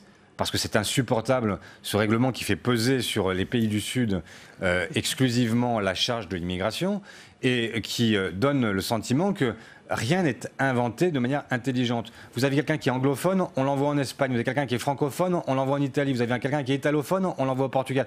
Ça n'a ni queue ni tête. Donc il faut effectivement travailler d'abord sur une dimension européenne. Et même en France, si on veut sanctuariser la question du droit d'asile, qui est vraiment, enfin, qui doit être vraiment un attachement profond, c'est la France. Mais si on veut protéger le droit d'asile, il faut éviter que tout le monde le réclame. Et tout le monde le réclame aujourd'hui parce que c'est la seule voie d'entrée dans notre pays. Donc il faut ouvrir d'autres portes. Une porte humanitaire, une porte climatique et puis une porte économique avec d'autres règles, mais qui permettent d'éviter d'engorger la porte de l'asile qui aujourd'hui effectivement est saturée et donne le sentiment qu'il y a des excès, des abus, etc. Un mot rapidement, Olivier Faure, puisque vous parliez de cette aide médicale d'État. Est-ce que pour vous, il faut la réformer ? Mais je ne vois pas, enfin franchement, là-dessus, il faudrait quand même que quelqu'un, à un moment donné, accepte de regarder ceux qui font. Et ceux qui font, ce sont les associations comme la FARS, comme Médecins du Monde, comme tous ceux qui ont affaire avec les migrants aujourd'hui. Et qu'est-ce qu'ils nous disent ? Écoutez, lisez-les, allez les rencontrer, etc. Et qu'est-ce qu'ils nous disent ? Ils nous disent que s'il n'y avait pas l'aide médicale d'État, eh bien aujourd'hui, vous auriez la tuberculose partout en France. Parce que ça sert à quoi ? Alors, pas la supprimer, mais est-ce qu'il faut la réformer ? Mais réformer quoi? Réformer comment? Pour vous, il n'y a rien à toucher dans l'aide médicale d'État. Mais pour l'instant, ce que j'observe, c'est que l'aide médicale d'État, d'abord, il faut 3 mois de résidence prouvée. C'est pas si simple. Ensuite, il faut renouveler sa demande tous les ans. C'est pas si simple non plus. Que la réalité, c'est qu'il y a beaucoup de non-recours à l'aide médicale d'État, ce qui fait qu'il y a des gens qui sont, au départ, contagieux, qui continuent à l'être, qui continuent à se balader, qui arrivent tard dans le service d'urgence, qui les saturent, et ensuite qui sont plus lourdement atteints, et donc la charge pour la collectivité, elle est plus lourde. Donc le mieux dans la vie, c'est quand même de prévenir plutôt que guérir. Et ça vaut à la fois pour les Français de souche, comme dirait Marine Le Pen, comme pour les gens qu'on appelle les migrants. Parce que la réalité au bout de tout ça, c'est qu'un être humain, ça reste un être humain, et que ça mérite, dans tous les cas de figure, de le sauver, de l'aider, de l'accompagner et de considérer que dans un pays comme le nôtre, on a encore le droit de penser que ce qui compte, c'est l'humanité. Eh bien, merci beaucoup Olivier Faure. Merci d'avoir été avec nous ce matin. Merci Patrice Moyon. Demain, à votre place, Olivier Faure, ce sera Éric Woerth, le président de la Commission des finances de l'Assemblée nationale. Et c'est maintenant l'heure du Club des territoires, notre bande de journalistes qui débattent de l'actu. Public Sénat, avec le soutien de la Mutuelle nationale territoriale, la Mutuelle des agents des services publics locaux et en partenariat avec la presse quotidienne régionale et les télévisions locales, vous présente le Club des territoires.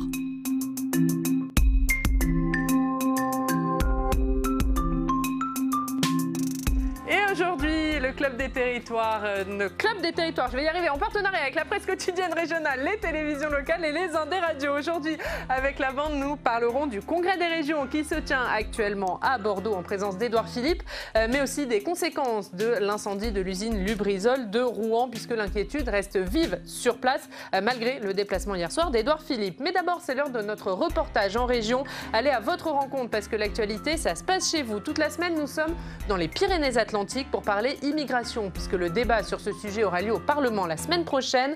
Et pour ce premier épisode, on va voir que le durcissement de la politique migratoire italienne l'année dernière, elle a eu une conséquence, c'est qu'une nouvelle route s'est ouverte via l'Espagne. Le Pays Basque est donc devenu le nouveau point de passage des migrants. Comment la police et les habitants gèrent ces arrivées? Nos reporters Cécile Sixou et Sandra Cerquera se sont postés des deux côtés de la frontière, française et espagnole. On regarde.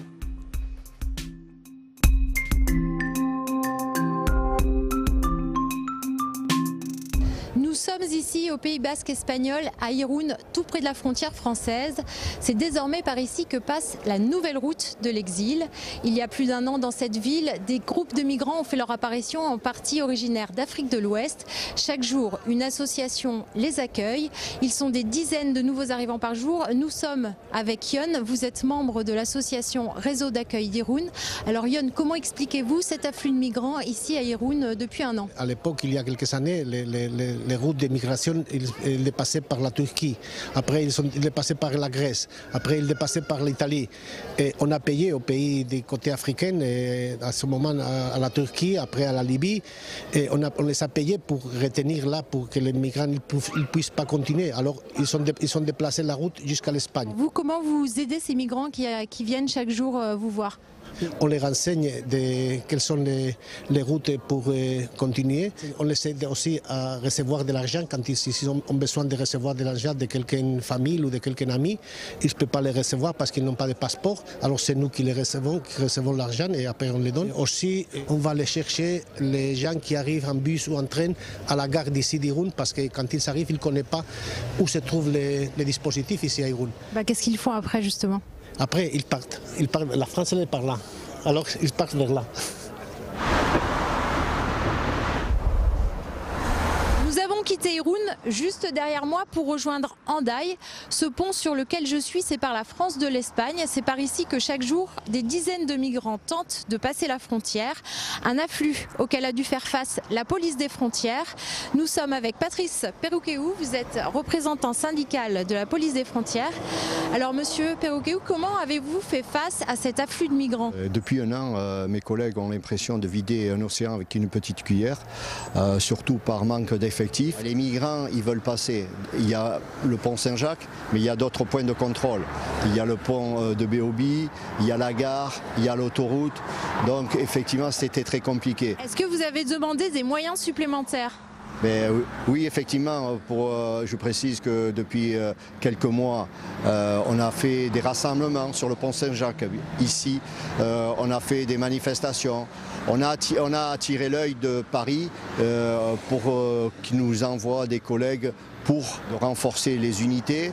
Est-ce que vous pouvez m'expliquer concrètement, quand vous ramenez un migrant à la frontière, comment ça se passe? Quand on interpelle un migrant, en fait, on remplit un imprimé qu'on appelle communément une fiche de non-admission. On inscrit son nom et puis on les remet aux autorités espagnoles de temps en temps et ils essayent de repasser obligatoirement. Ils croient que la France c'est l'Eldorado. Depuis le 1er janvier 2019, la police des frontières a reconduit 3000 migrants côté espagnol, mais tous retentent leur chance car l'objectif c'est de rejoindre coûte que coûte la France, l'Allemagne ou l'Angleterre. Ils sont souvent aidés par des passeurs pour qui c'est devenu un business lucratif. Le passage de ce pont par exemple coûte 100 €.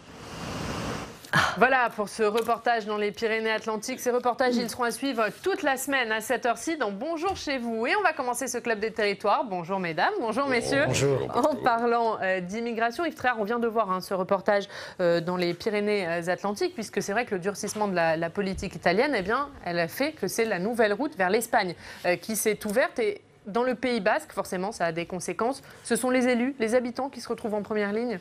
Toujours. Ce sont toujours les habitants qui se retrouvent en première ligne. Mais ce reportage est très intéressant d'abord parce qu'il montre comment ça se passe.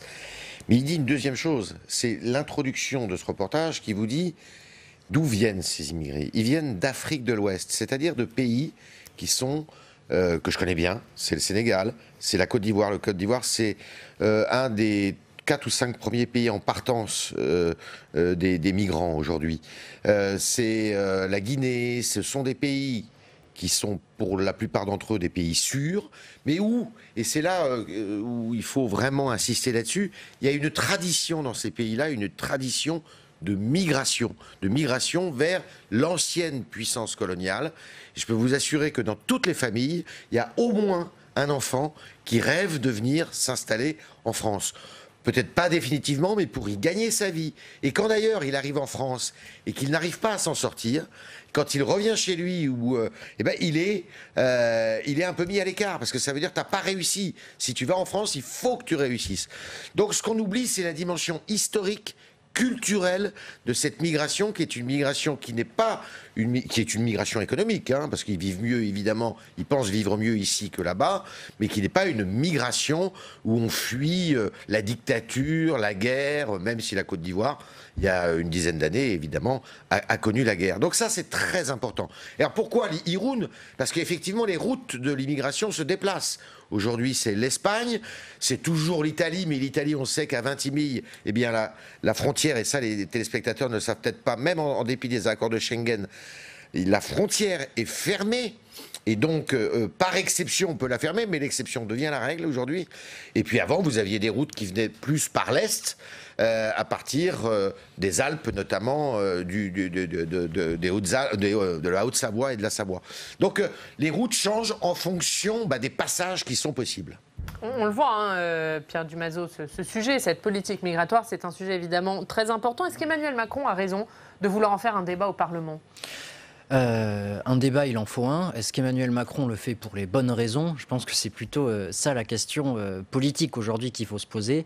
Et là, on peut discuter sur les raisons pour lesquelles Emmanuel Macron met l'immigration sur la table à 7 mois des élections municipales. Donc il y a un calcul politique. À mon sens, oui. Il y a les deux. Il y a aussi le fait qu'il faut un débat sur l'immigration. C'est obligatoire. Et le reportage aussi souligne... à mon sens, 2 questions. La première, c'est qu'est-ce qu'on offre aux personnes qui arrivent en France? Qu'est-ce qu'on leur offre? Quand on voit la situation, par exemple, des migrants à Paris, dans quel état ils vivent, c'est quand même extrêmement compliqué de voir ce qu'on a à leur offrir, les conditions d'accueil également quand on va à Calais.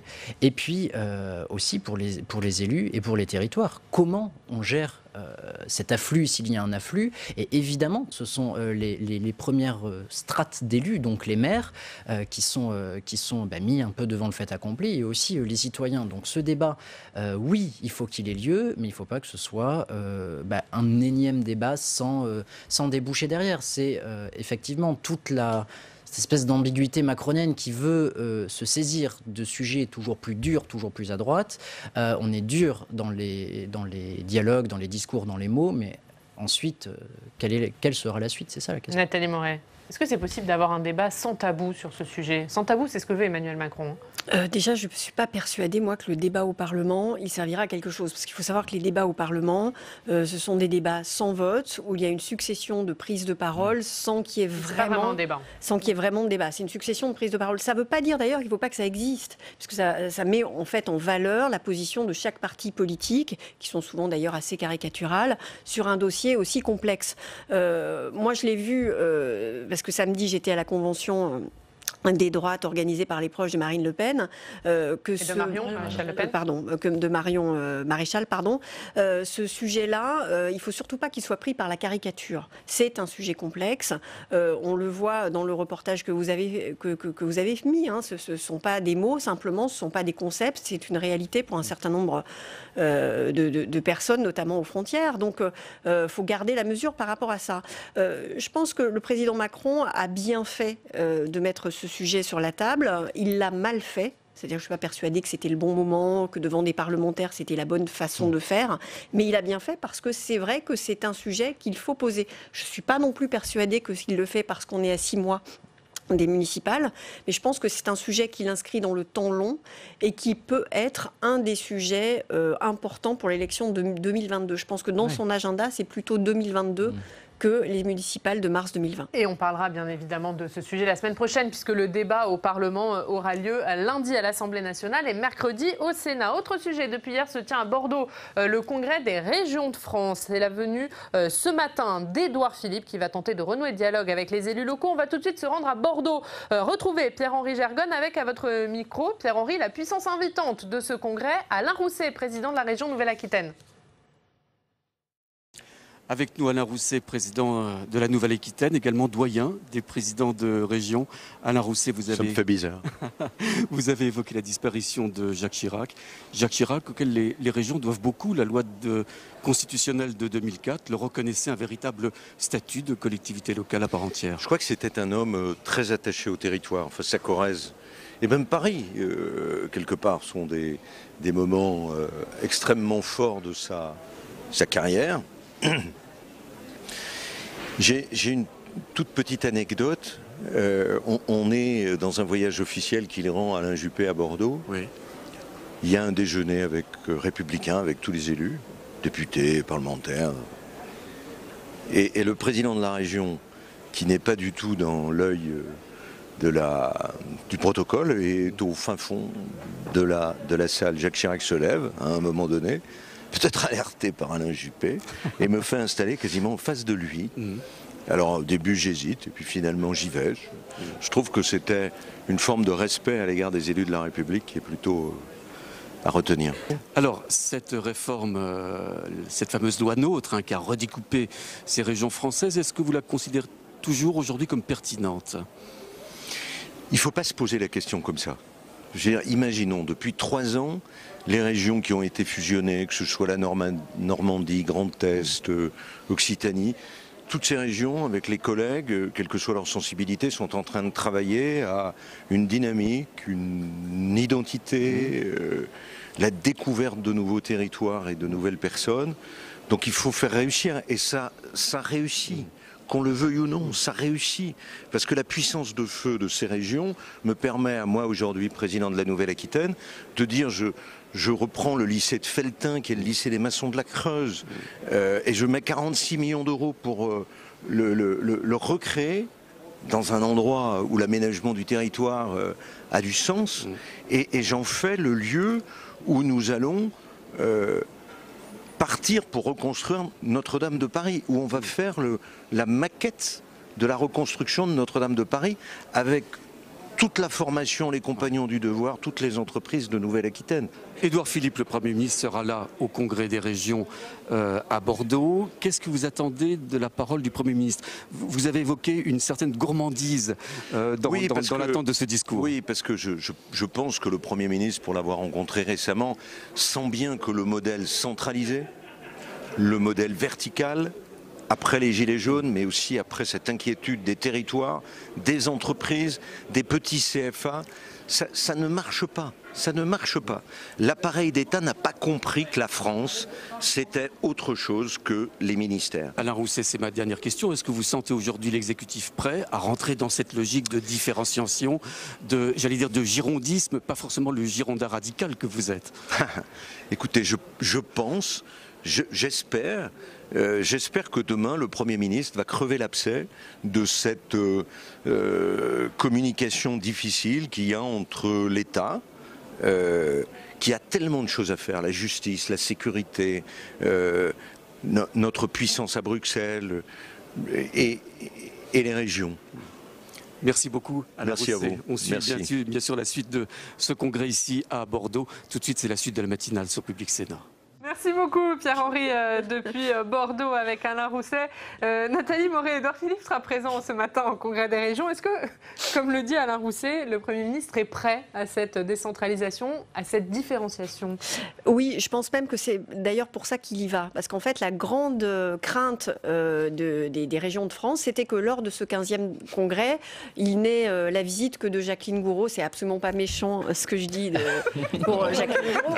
Mais les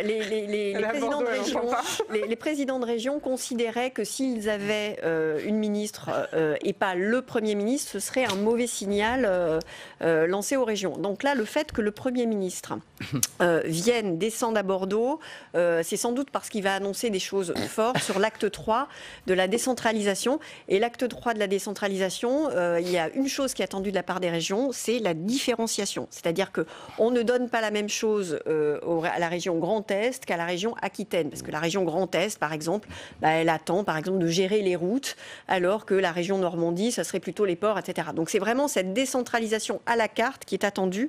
Et le fait que le Premier ministre descende himself est sans doute un bon signe. Oui, non, il faut reprendre la totalité du discours, en général, du président de la République sur la décentralisation. Il a varié, hein, on l'a accusé de jupitérisme parce qu'il décidait tout, y compris sur les problèmes régaliens, c'était lui. Mais reprenez ses propos de campagne. Il y avait des accents girondins dans de décentralisation. Et la différenciation, je suis d'accord avec Nathalie, c'est effectivement que chacun n'ait pas les mêmes aides ou que tout ça soit différencié en fonction des besoins. Mais la différenciation, c'est autre chose aussi. La différenciation, c'est autoriser les régions à adapter la norme, c'est-à-dire la législation, la réglementation et les normes nationales. Et ça, c'est très important parce que, en fait, ça, c'est pas un réflexe français, ça. C'est vrai que vous n'avez pas les mêmes problèmes, tiens, à Irun, dans le sud-ouest que probablement en Alsace, en Normandie que dans les Hautes-Alpes.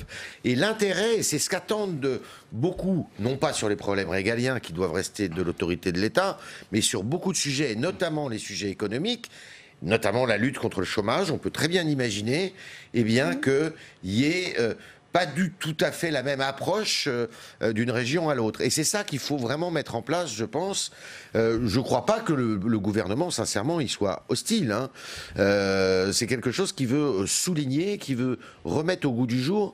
D'ailleurs, le mot différenciation figure déjà actuellement dans la Constitution. Hein. Il faut le rappeler dans l'article 72, je crois.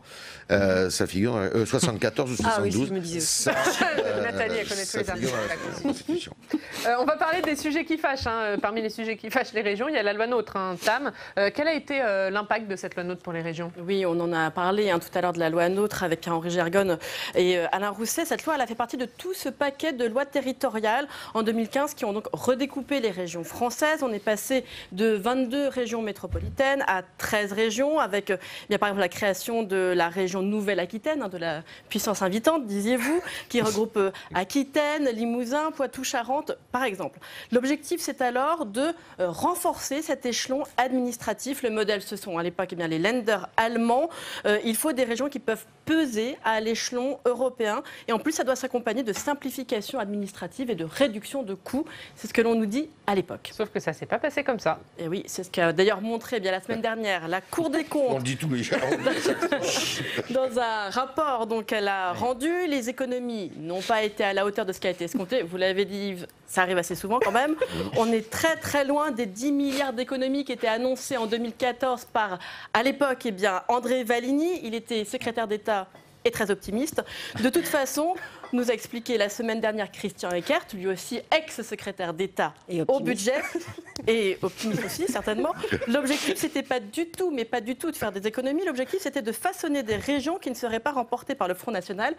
Eh bien ça a marché. Ah, ça a marché. Il n'y avait pas que des visées électorales quand même. Dans cette loi NOTRe, il y avait aussi une nouvelle répartition des compétences. Et effectivement, la loi, elle a renforcé le pouvoir des régions en termes de développement économique, de transport, d'aménagement, d'enseignement. Bon, entre-temps, on leur a retiré l'apprentissage, on a entendu que ça gronde. La loi a aussi limité les compétences du département à la solidarité, la gestion des collèges. Elle a enfin largement renforcé le pouvoir des intercommunalités et augmenté leur taille. Et tout ça a énormément de mal à fonctionner. Il y a des frictions entre les régions, les départements. C'est pas qui doit faire quoi. Les maires ont l'impression de ne pas avoir suffisamment leur place dans l'intercommunalité. Et pareil sur les compétences. Bref, le gouvernement a du pain sur la planche. Et oui. Et d'ailleurs, il a commencé à s'y atteler.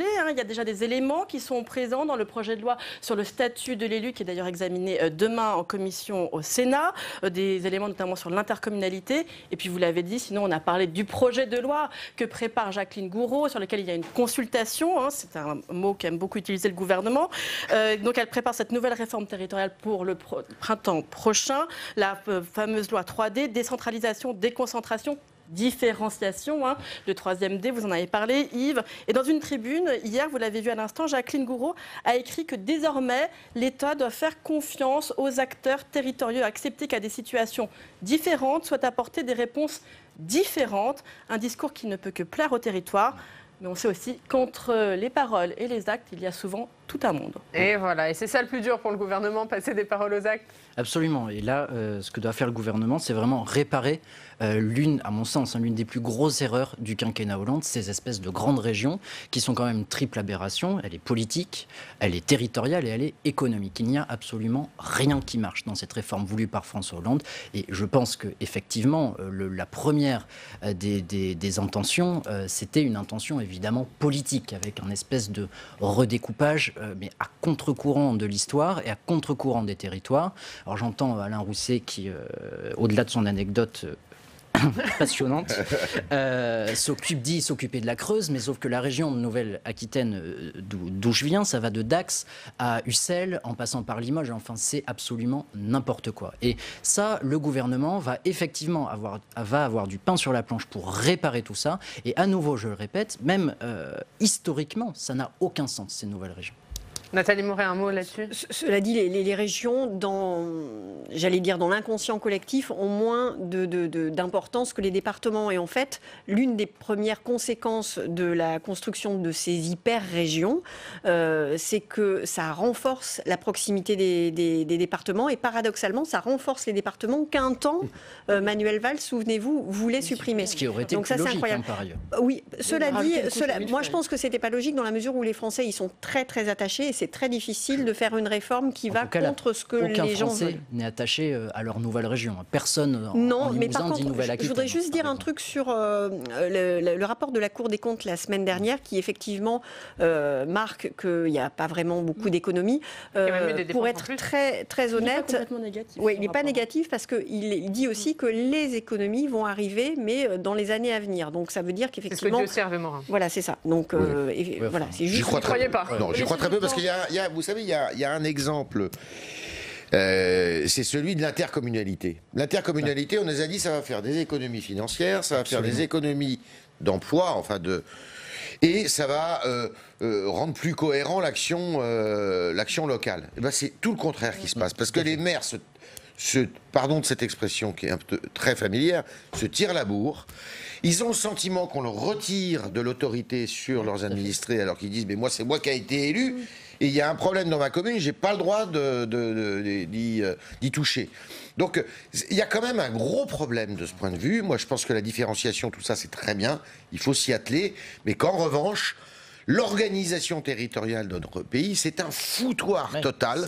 Plus personne. Regardez l'histoire des métropoles. On nous a dit ça va faire des économies. Ben, ça fait aucune économie. Ça ne rend rien plus cohérent. Vous avez la métropole qui est un bout de département, puis le reste du département qui est plus rural, il n'a pas le droit d'être dans la métropole. Enfin, sincèrement, c'est pour les Français une aberration. Je crois que mairie, département, région, ça ils comprenaient, mais là maintenant ils comprennent plus rien. Allez, on y a encore beaucoup de choses à dire, mais le temps file. On va passer à la dernière actualité de ce club. Les conséquences de l'incendie de l'usine Lubrizol de Rouen. L'inquiétude reste vive sur place. Édouard Philippe s'est rendu à Rouen pour tenter de rassurer la population. Samia Dechier.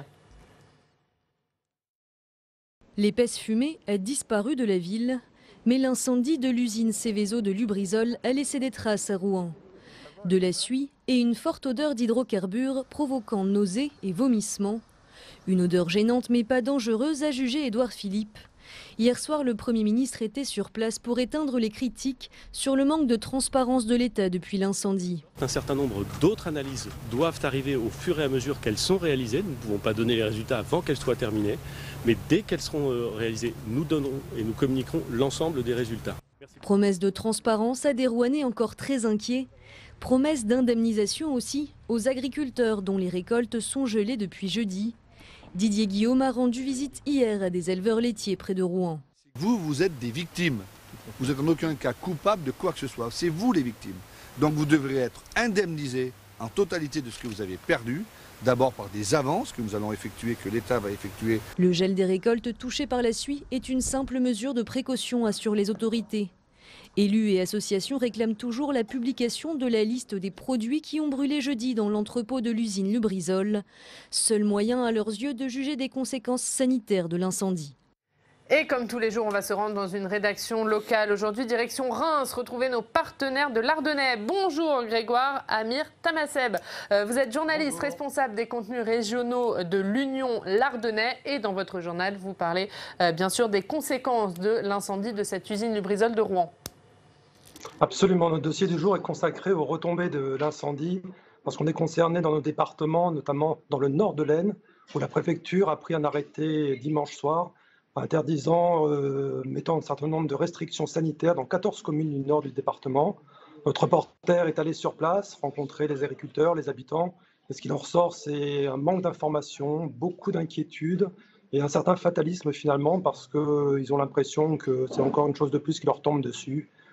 Voilà, surtout, et les autres départements ne sont pas encore concernés, mais tout de même, il y a quand même un certain nombre de mesures qui sont prises, ou en tout cas de la prévention. Sur la préfecture des Ardennes, hier, a communiqué en demandant à toutes les personnes qui éventuellement auraient des retombées de suie ou de quelque chose, d'alerter soit la gendarmerie, soit la police, afin de les informer. Et dans votre journal, vous élargissez le débat, hein. Vous vous demandez s'il faut avoir peur, généralement, de ces sites Seveso. Absolument. Alors, on a recensé, il y a une quarantaine à peu près de sites sur nos départements, donc l'Aisne, la Marne et les Ardennes, qui sont concernés, certains avec haut risque, bas risque. On rappelle également un incident qui avait eu lieu en 2001 dans notre secteur, du côté de Soissons, où pareil, un nuage avait entraîné un certain nombre de conséquences autour de Soissons. Et puis, on rappelle également que Seveso, qui est une ville italienne, mais également liée à nos départements, puisque c'était là qu'avaient été cachés en 1983 les fûts de dioxine qui devaient être détruits normalement en Suisse, mais qui avaient été cachés en France et retrouvés dans l'arrière-cour d'une boucherie de l'Aisne à l'époque. Donc ça avait créé un sacré scandale à l'époque. Merci beaucoup, merci à Grégoire Amir Tamaseb, responsable des contenus régionaux de l'Union l'Ardennais. Et tout ceci est bien sûr à lire aujourd'hui dans votre journal. Merci beaucoup d'avoir été avec nous ce matin. On ne va pas parler boucherie, mais on va parler de cet incendie de l'usine Lubrizol de Rouen. Édouard Philippe s'est rendu sur place.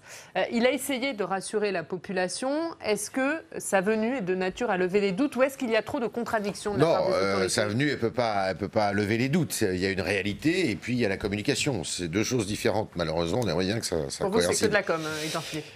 Non, mais il ne peut pas faire autrement. Il n'est pas ingénieur, c'est pas lui qui va faire les relevés, c'est pas lui, il répète ce qu'on lui dit. Je crois qu'il y a plusieurs choses à dire. Un, l'État, sincèrement, n'a pas intérêt à mentir. Qu'est-ce qu'il aurait intérêt à mentir aujourd'hui, à l'époque des réseaux sociaux, où vite la psychose commence à monter, on voit qu'il y a une tension quand même sur place qui est très forte.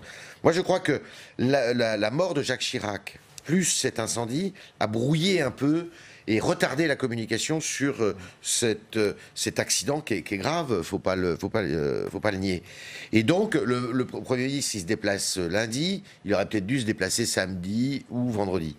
Ça, c'est la première des choses. La deuxième des choses, je crois qu'il y a la confrontation de deux choses. Il y a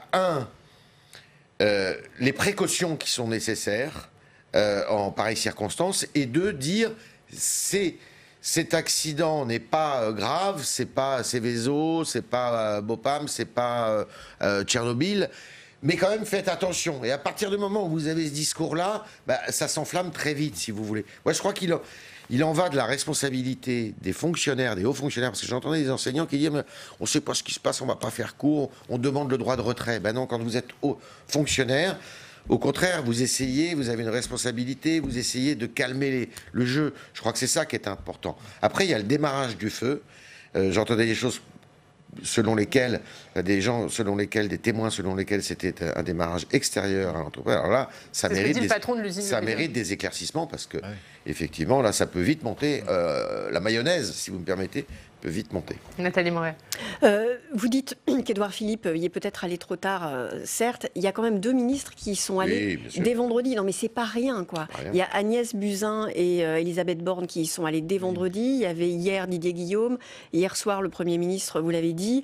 On voit bien que c'est une catastrophe absolument d'ampleur très grave, qui a été effectivement totalement occultée par le décès de l'ancien président de la République. Qu'est-ce qu'il pouvait dire de plus? Je vous rejoins, Yves. Qu'est-ce qu'il pouvait dire de plus, le Premier ministre? Pas grand-chose. Mais effectivement, le vrai problème, c'est qu'on ne sait pas ce qui a brûlé. Et ça, il y a quelqu'un qui le sait. Forcément, les gens de l'usine, même si l'État choisit la transparence, on voit bien qu'au niveau de l'usine, pour des raisons de process industriel sans doute, il n'y a pas de lumière et de transparence faite là-dessus. Et c'est là où il y a le problème.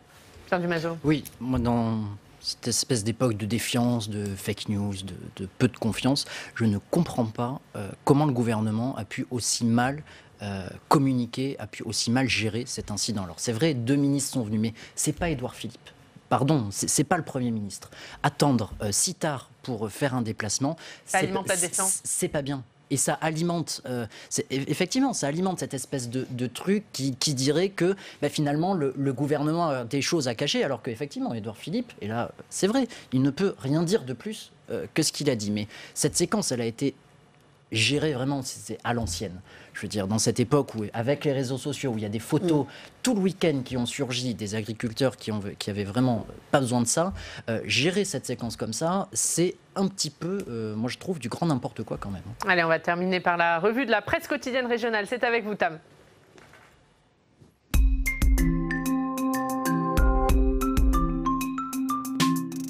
Et on commence par la dépêche du midi.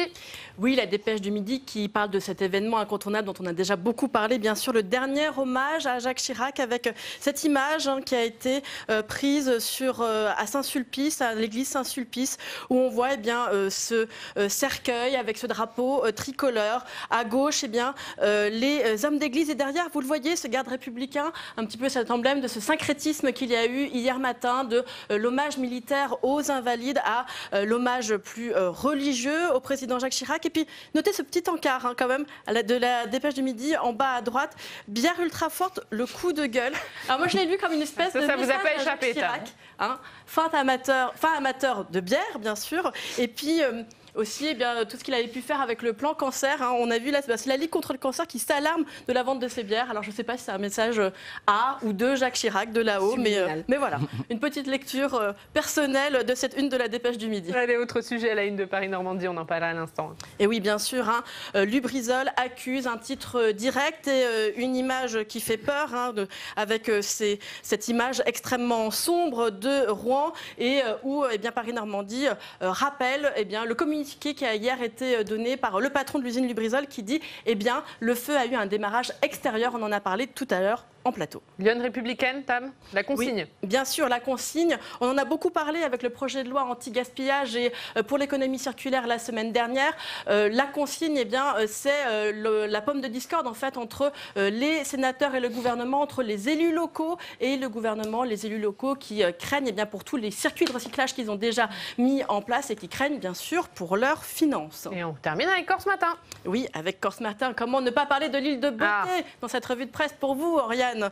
Eh bien, sachez que sur l'île de Beauté, eh bien, les maires ont aussi les mêmes problèmes. Ils font face aux mêmes incivilités qu'il peut y avoir en métropole. Les maires, eux aussi, ont une parole à libérer. C'était relatif à la réunion qu'il y a eu hier à Corté, réunion des maires où ils ont fait part de toutes les incivilités auxquelles ils doivent faire face. Les 3/4 d'entre eux ont eu de très nombreux problèmes dont parle Corse Matin ces 20 dernières années entre agressions, incivilités et injures. Et merci beaucoup, Tam. Merci à tous d'avoir été avec nous dans ce club. Merci Pierre Dumazo, de nos partenaires de la lettre de l'expansion. On vous retrouve mardi prochain, tout comme vous, Yves Tréhard. Merci beaucoup. Merci Nathalie Moret. Merci à vous de nous avoir suivis. À partir de 11h, n'oubliez pas sur Public Sénat les temps forts du Congrès des régions de France. Discours d'Édouard Philippe et de Gérard Larcher. 17h30, Rebecca Fitoussi. Pour Allons plus loin, nous on se retrouve demain. Notre invité politique, Éric Woerth, président de la Commission des finances de l'Assemblée nationale. On vous attend demain.